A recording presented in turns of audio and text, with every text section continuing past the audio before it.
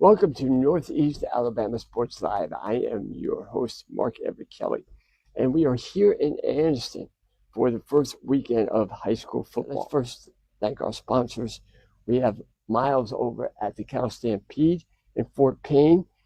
Great place to get a great family meal at a great family price. If you mention my name, Mark Everett Kelly, and the podcast Northeast Alabama Sports Live, Miles will give you 10% off. And Bobby Ledbetter's Twin City Auto Sales over. He's got offices in Gadsden and Fort Payne. If you mention, again, my name, Mark Everett Kelly, and this podcast, Northeast Alabama Sports Live, he will give you $500 off the next deal he makes with you. So, starting Thursday night, we had the matchup between two powerhouses, Plainview and Anniston. Plainview, one of the best teams, I believe, in to get to DeKalb County this year. I got a quarterback by the name of Owen Hope. Big-time players make big-time plays in big-time games. Now, maybe a Jamboree isn't a big-time game, but for Owen Hope, he had 2 touchdown runs, showing why he is one of the best players in DeKalb County. Actually, they were first quarter touchdown runs to give Plainview a 13-0 lead. However, Anniston comes back. You have Jamoris Young with a touchdown pass to Jakari Carr, senior Jakari Carr, cut it to 13-8. Later, Anniston took a 14-13 lead on a Kyron Marlboro 5-yard touchdown run.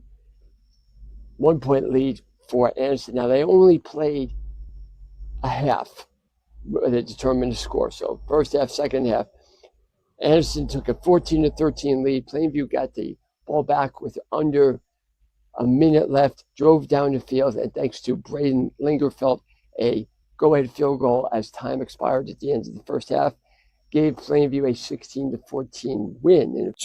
I'm Dawson. I'm Chris. Yeah, you guys won the first half.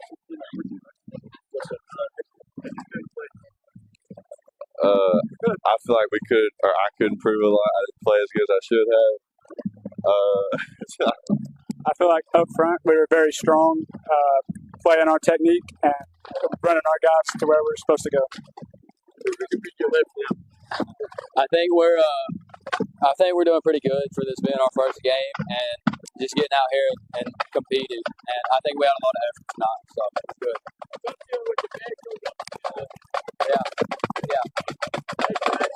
Yeah, no problem.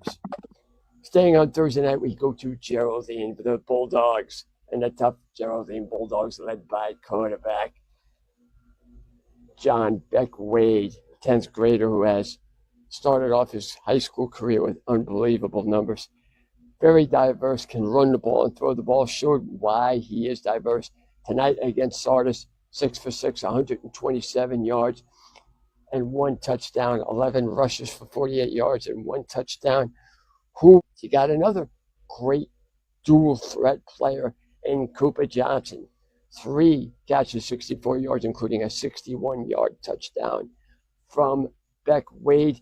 And he had 3 carries for 80 yards, including a 41-yard touchdown run. 3 carries, 80 yards, 3 catches, 64 yards, 6 touches, over 140 yards. Not bad for a player receiving and catching. But besides that, you had players on offense and defense dominate for Geraldine, like Eli Schlager, 8 tackles, an interception, while also running for 124 yards on 13 carries and a touchdown. Then you had Braxton Franklin, 12 carries, 69 yards, 2 touchdowns, 3 tackles, and a fumble recovery for Geraldine, who won 41-14 over Sardis, the 13th straight home win for the Bulldogs, who have beaten teams by an average score of 45-17 over that span. Over their last 8 games, they've averaged 52 points at home, scoring 40 in each game. We make our way to Friday night at the Top Cat Trophy between the Wildcats of Scottsboro and the Wildcats of Fort Payne. Scottsboro has won their last 2 meetings, looking for their first 3-game win streak since the Cotter administration. Fort Payne down 17-14 when Blake Griggs leads them on an 8-play, 84-yard drive, going 3 for 3 on the drive with completions to Eli Goggins for 12 yards, Riker Shankles for 29 yards, and Jaden Jackson for 12 yards, setting up a Carter Blaylock 3-yard touchdown run to give Fort Payne a 21-17 lead. Blaylock had an earlier touchdown run of 37 yards as well, as Caden Adams also had a touchdown run for Fort Payne. That one from 43 yards. Leading 21-17, Fort Payne stops Scottsboro at around the 48-yard line. All they have to do is sit on the ball. However, unsportsmanlike conduct penalty on second down makes them have to punt the ball, where disaster almost ensues. Whoop, over the head of Hayden Chambers into the end zone. Chambers, as Chris Elmore, head coach Chris Elmore would say, saved the game for us, fixed the ball out of bounds. Instead of 21-17 final score, it is 21-19. Disaster averted for Fort Payne, who wins their 9th straight regular season game dating back to last year, and their 600th win in school history, the 45th school in Alabama to do so. Not only that, but they get the Top Cap trophy back for the first time since 2022. We now head to Cedar Bluff, where the Tigers take on the Tigers of Valley Head. And despite taking a 14-13 deficit into the fourth quarter, only down by 1, Valley Head got outscored 21-6 by Cedar Bluff in the fourth quarter. Titan Blevins, 77 yards, 2 rushing touchdowns, not enough for the Valley Head Tigers, who lose 35-19 to Cedar Bluff in their season opener. North Jacksonville, Sylvania plays North Jackson for the second straight year. Last year, a season opening loss at home to North Jackson. This year, they travel to Jackson County. The debut for head coach Bob Waldrop at Sylvania last time he coached was 2020 for Geraldine, where he went 38-31 in his 5 seasons there. However, for Sylvania, not a good start. They dominate time of possession and they move the ball up and down the field.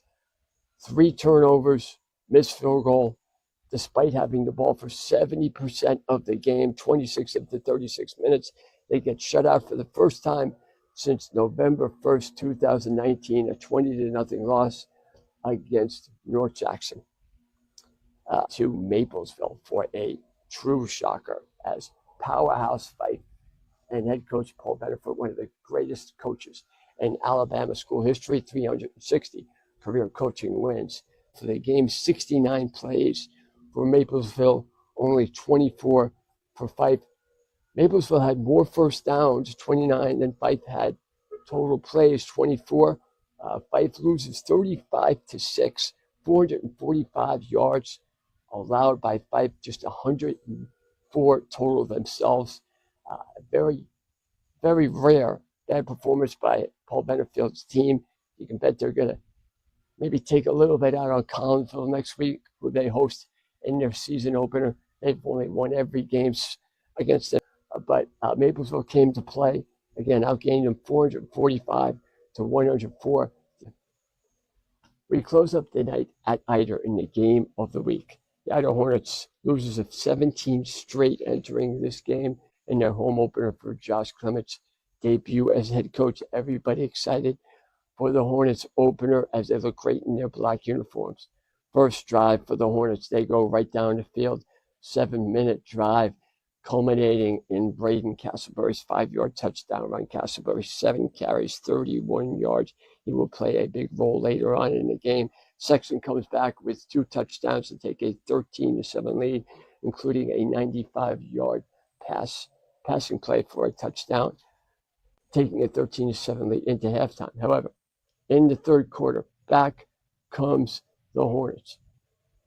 Braden Castleberry, who I mentioned on the touchdown run earlier, intercepts a pass inside the red zone, giving Ider great field position. A couple of plays later, it's Tyler of the Twins Kidwell taking it in from 2 yards out to tie the game at 13.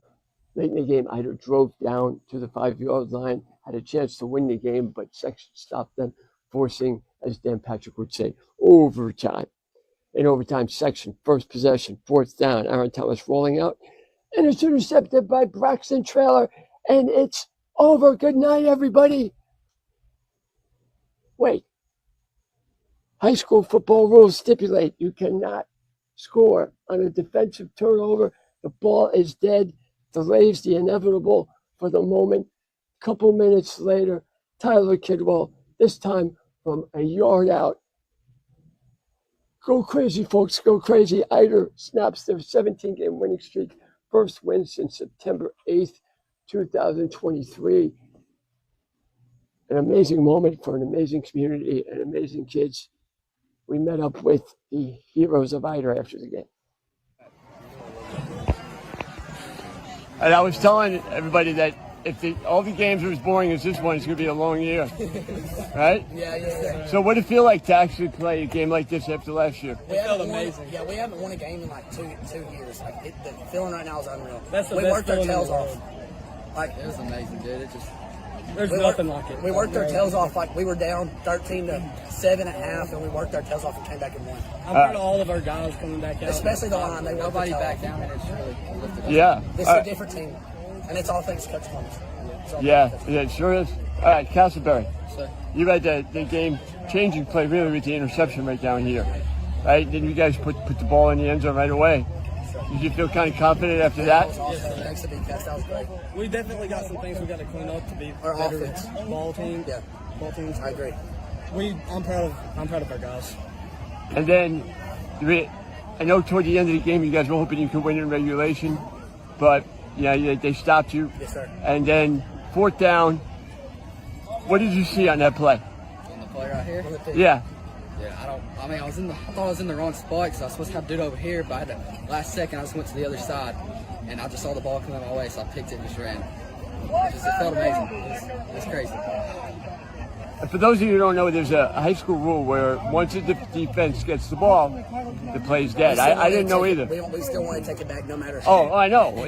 Everybody was running with you down the sideline. They had Coach Clemens little knew the whistle kids was blowing, running. but it didn't matter. I couldn't hear crap. That's all momentum. That's the momentum thing. Yeah, and you took off, man. I would have kept running actually, like Mark Gump. I would have been in Anniston. So momentum. What are you guys pulling out of this win? Section played pretty good. Yes, sir. And this is kind of the games you get to play now. What do you think? Yes, sir. I think they out-athleted us, but our line, they carried the rock. We play harder. Yeah, and we wanted it more, I think. And when they all started cramping, we knew we was going to win that game. We never let down on ourselves. Cool, guys. Maybe not the fastest 3 minutes in sports, like Chris Berman used to do over at ESPN, but not bad for the first try. Thank you for joining us. We will see you next weekend for our next high school football wrap-up here on Northeast Alabama Sports Live. I am your host, Mark Everett Kelly. Thank you for joining us.